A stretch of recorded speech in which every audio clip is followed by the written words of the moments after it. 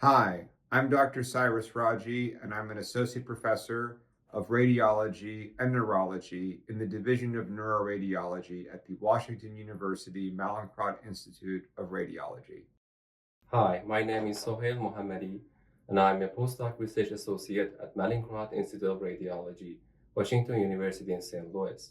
And we are here to discuss the results of our findings and the trajectories of amyloid burden and plasma biomarker levels of Alzheimer's disease, a longitudinal apnea study. In this study, we included 407 patients at a mean age of 72 years and as an equal distribution between the genders. The patients underwent plasma biomarker assessments as well as amyloid PET studies at the baseline and during a longitudinal follow-up duration of 5 years. We showed that obesity at the baseline was correlated with a higher rate of increase in longitudinal plasma biomarker levels as well as amyloid PET burden. However, at the baseline, we did not observe such correlations.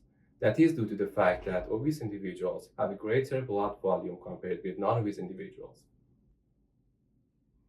One of the key implications of this study is that understanding that obesity is a risk factor for dementia, according to the Lancet 2024 guidelines, and also recognizing that there are increasing treatments that can actually reverse the effects of obesity, such as the incretin analogs, drugs that are popularly known as Ozempic or Wegovy. There is the potential for our ability to utilize anti-obesity drugs to potentially reduce the risk for Alzheimer's disease by treating the underlying metabolic abnormalities associated with obesity in particular. However, this would require understanding how we actually see obesity affecting individuals earlier in life.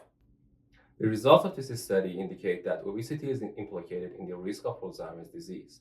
This will pave the way for future studies to evaluate the impact of obesity and fat distribution patterns as early as in midlife in the development of Alzheimer's disease.